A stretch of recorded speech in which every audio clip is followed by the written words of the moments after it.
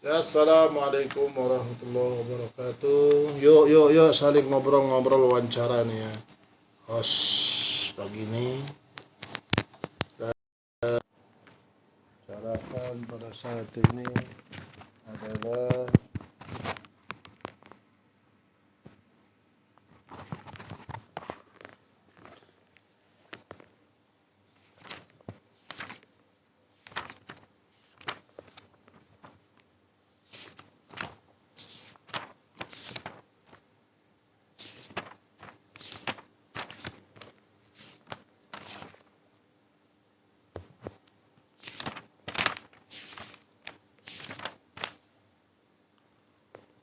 Bismillahirrahmanirrahim. Assalamualaikum warahmatullahi wabarakatuh. Alhamdulillahi rabbil alamin. Assalatu wassalamu ala asrafil anbiya'i wal mursalin Sayyidina wa maulana Muhammadin wa ala alihi wa ashabi ajma'in. Rabbi sahli sadri wa yassir li amri wahlul 'uqdatam min lisani yafqahu qawli. Segala puji Allah Subhanahu wa taala, dan sepatutnya lah kita selalu mengucapkan dan berzikir puja dan puji atas kehadiran Allah Subhanahu wa taala setiap di kehidupan kita dan menjadi penolong bagi kita di setiap langkah dan pekerjaan kita. Salat dan salam tidak lupa selalu kita ucapkan Allahumma salli ala Muhammad wa ala ali Muhammad kama sallaita ala Ibrahim wa ala ali Ibrahim wa barik ala Muhammad wa ala ali Muhammad kama barakta ala Ibrahim wa ala fil alamin innaka Hamidum Majid. A'udzu billahi minasyaitonir bismillahirrahmanirrahim. Wal 'adiyati dhabha fal muriyati qadha فالمغيرات صبحا فأثرن به نقعا ووسطن به جمعا إن الإنسان لربه لكنود وإنه على ذلك لشهيد وإنه لحب الخير لشديد أفلا يعلم إذا بؤسر ما في القبور وحصل ما في الصدور إن ربهم بهم يومئذ لخبير. Sadaqallahul azim. Sadaqal Rasul Karim. Marilah kita bahas tafsir Ibnu Katsir tentang surah Al-Adiyat. Kita bacakan dulu maknanya. Demi kuda perang yang berlari kencang terengah-engah dan kuda yang memercikkan bunga api dengan pukulan kuku kakinya. Dan kuku menyerang tiba-tiba pada waktu pagi sehingga menerbangkan debu, lalu merjebu di tengah-tengah kumpulan musuh. Sungguh manusia itu sangat ingkar, tidak bersyukur kepada Tuhannya. Dan sesungguhnya dia manusia menyaksikan, mengakui keingkarannya. Dan sesungguhnya cintanya kepada harta benar-benar berlebihan. Maka tidakkah dia mengetahui apabila apa yang di dalam kubur dikeluarkan dan apa yang tersimpan di dalam dada dilahirkan. Sungguh Tuhan mereka pada hari itu maha teliti terhadap keadaan mereka. Surah Al-Adiyah. Dan ini kita baca tentang tafsir, menafsirkan makna dari surah Al-Adiyah ya. Ibnu Katsir, kitab Ibnu Katsir, Allah Ta'ala bersumpah dengan kuda perang ketika digunakan di jalannya, yaitu berlari kencang dan mengeluarkan dabah, yaitu suara yang keluar ketika berlari. Dan kuda itu memercikkan bunga api dengan pukulan kuku kakinya, yakni benturan sepatu kuda dengan bebatuan hingga menimbulkan api. Dan kuda yang menyerang dengan tiba-tiba pada waktu pagi, yakni serangan di waktu pagi, sebagai mana Rasulullah sallallahu alaihi wasallam biasanya menyerang di waktu pagi dan mendengarkan seruan azan. Allah Ta'ala firman sehingga menerbangkan debu, yakni debu di kancang peperangan kuda, lalu menyerbu di tengah-tengah kumpulan musuh, yakni merangsek ke tengah-tengah tempat kumpulan lawan. Dari Abdullah ibn Mas'ud dia berkata, wal adiyati dhabha, maksudnya unta-unta. Nah, Ali pun mengatakan yaitu unta-unta, sedangkan Ibnu Abbas berpendapat kuda perang. Perkataan Ibnu Abbas ini didengarkan oleh Ali sehingga ia mengatakan kami telah memiliki kuda perang pada peristiwa Badar.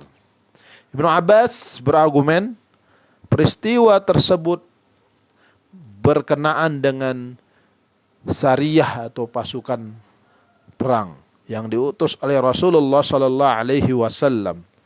Ibnu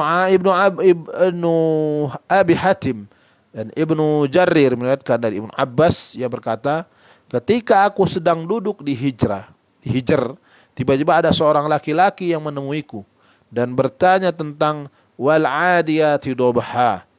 Lantas aku menjawab, kuda perang seketika digunakan untuk berperang di jalan Allah. Kemudian kembali hingga malam tiba. Lalu orang membuat makanan dan menyalakan api. Orang yang bertanya dari tadi kemudian berpaling dariku dan pergi mendatangi Ali. Saat itu Ali berada di tempat pemberian minum air Zam-Zam. Orang itu bertanya kepadanya tentang wal adiyati dhabha. Ali berkata, apakah engkau telah bertanya kepada seorang sebelumku? Ya, menjawab, ya. Aku telah bertanya kepada Ibnu Abbas. Dia berkata, kuda perang ketika digunakan untuk berperang di jalan Allah. Jadi yang dimaksud kuda perang itu yaitu kuda perang yang di jalan Allah. Ali berujar, pergi dan panggillah Ibnu Abbas agar menghadap kepadaku. Setelah Ibnu Abbas dipanggil dan menghadap kepadanya, maka Ali berkata, engkau memberikan fatwa kepada orang-orang dengan sesuatu yang tidak engkau ketahui. Demi Allah, jika perang pertama kali dalam Islam adalah Badar, maka kami tidak memiliki kuda kecuali 2 ekor. 1 ekor milik Jubair dan 1 lagi milik Mikdad. Bagaimana mungkin hal itu dikatakan wal adiyati dhabha? Sesungguhnya al adiyah itu adalah yang berlari kencang terengah-engah. Adalah dari Arafah menuju Muzdalifah dan dari Muzdalifah menuju Mina. Ibnu Abbas berkata, maka aku mencabut perkataanku dan merujuk kepada perkataan Ali radhiyallahu anhu. Di antara ulama lainnya mengatakan dengan pendapat Ali bahwa yang dimaksud adalah unta-unta yang berkumpul adalah Ibrahim dan Ubaid bin Umair. Sedangkan dengan pendapat Ibnu Abbas yang lainnya yaitu Mujahid, Ikrimah, Atha, Qatadah, Al-Haddahak dan pendapat Ibnu Jarir, dan mayoritas mereka berkata tentang wal muriyati qadah, yakni dengan kuku-kukunya. Yang lain mengatakan kuda-kuda itu mengobarkan perang di antara para penunggangnya.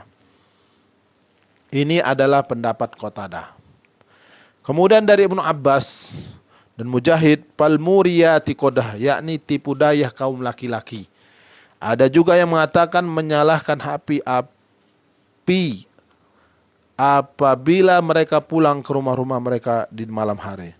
Pendapat lain mengatakan maksudnya adalah api-api para kabilah. Jadi banyak pendapat ya masalah fal muriyati qadaha. Ada yang menyatakan itu tipu daya laki-laki, ada yang mengatakan menyalakan api bila mereka pulang ke rumah.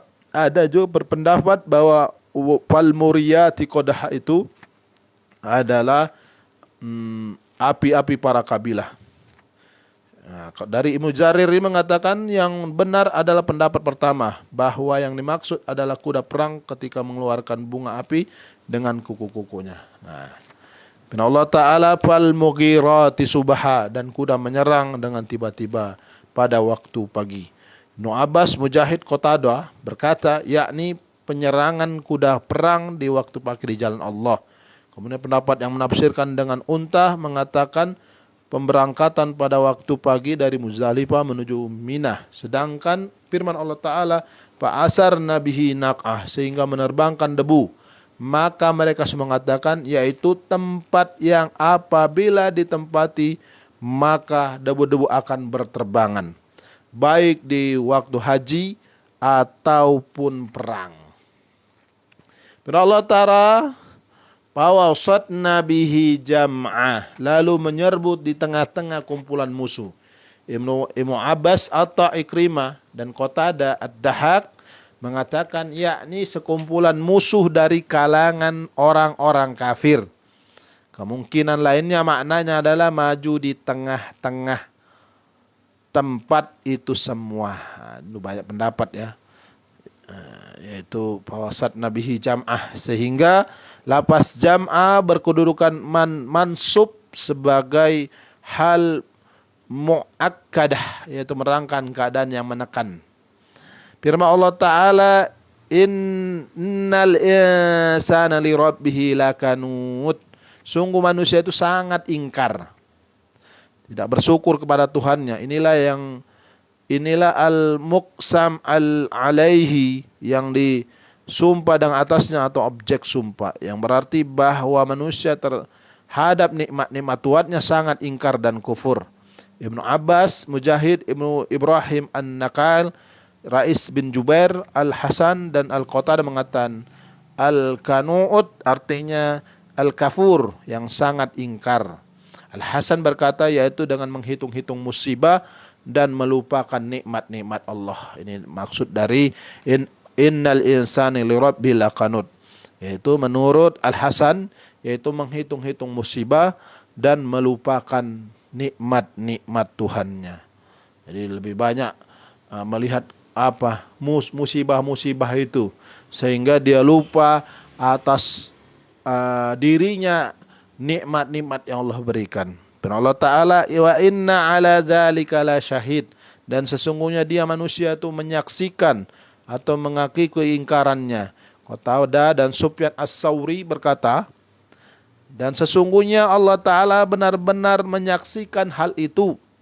Dan sesungguhnya Allah Ta'ala benar-benar menyaksikan hal itu. Kemudian lainnya domir atau kata ganti tersebut kembali kepada manusia. Sebagaimana dikatakan Muhammad bin Ka'ab al-Qurazi, sehingga artinya dan sesungguhnya manusia benar-benar menyaksikan, mengakui pengingkarannya, yakni dengan lisan. Halnya maksudnya hal ini nampak atasnya dalam perkataan dan perbuatan.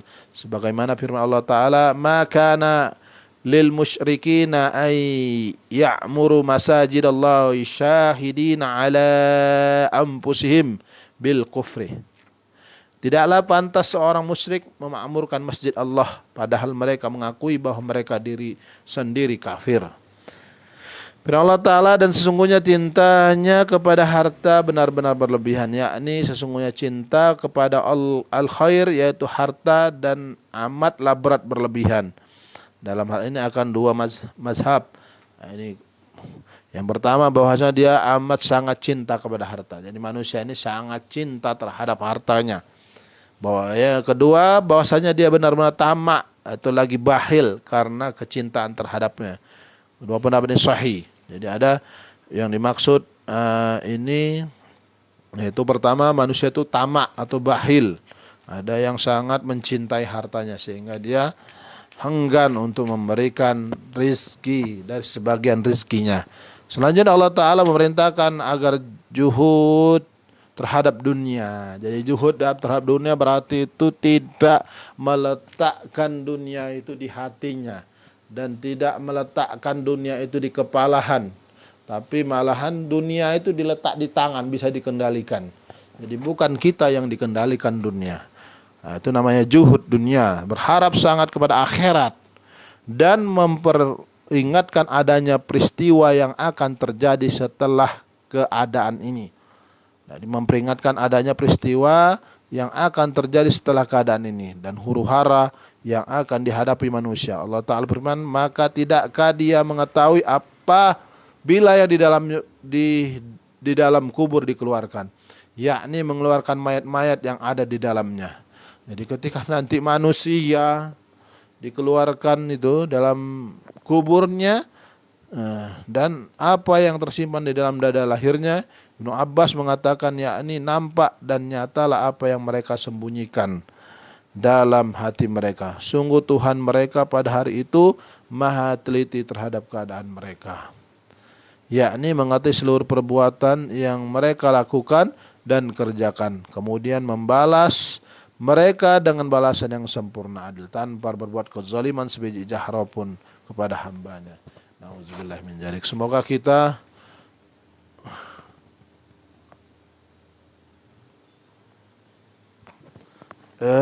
apa ini? Pak, bisa bikin tutorial pakai sarung nggak? Oh, bisa. Ini pakai sarung ala santri kah? Iya. Ya, nanti kita bikin tutorial ya, pakai sarung. Siap. Saya tutup dulu ya. Tutorial pakai sarung ya, kita lihat ini ya. Oke, kita tutup dulu. Marilah kita tutup dengan doa Qatul Majlis. Subhanallah wa bihamdika asyhadu an la ilaha illallah la ilaha anta astaghfiruka wa atubu ilaik. Wassalamualaikum warahmatullahi wabarakatuh. Tutorial, oh ya tutorial ya. Oke. Siap. Ya.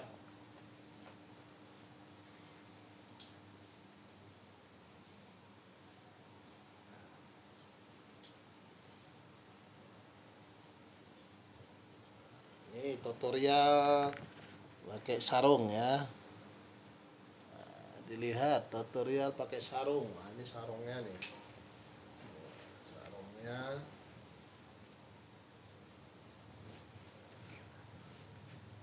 Lagi masukkan dulu. Nah, ini. Biasanya kalau anak pondok ini begini ya. Jadi nah, ini begini. Nah, ini ketika tuh dilipat dulu. Bagaimana akan dilipat dulu sampai sini. Nah, supaya menyesuaikan sarungnya supaya tidak kemana-mana. Nah ini pertama kita di sini kan. Nah, kita tekan. Nah, ini kita tekan lagi. Nah, setelah itu kita lipat kembali. Jadi ini kuat. Ini diajarkan. Nah, ini ya. Nah, jadi keren dia. Ini kuat ini. Ini mau lari nek apa pun. Tutorial ya. Ulangi lagi. Sekali lagi. Ini yang biasa kan. Maka kita sesuaikan ya dengan panjang tinggi kita ya, antara pinggang sama ini kita ambil sini kita sesuaikan ya dengan tinggi kita. Sesuaikan. Ini kalau bisa garis yang ini jahitan dari sarung ini di sini supaya kita tahu ukuran. Nah, setelah itu, nah kita posisinya begini. Nah, ini gini dulu. Nah, ini kita masukkan sini. Thread. Nah, ini satu lagi. Nah, ini kita tekan di sini, ini kita tekan ya. Nah, ini gini, masukkan lagi. Nah, jadi bagus ya. Habis itu kita lipat.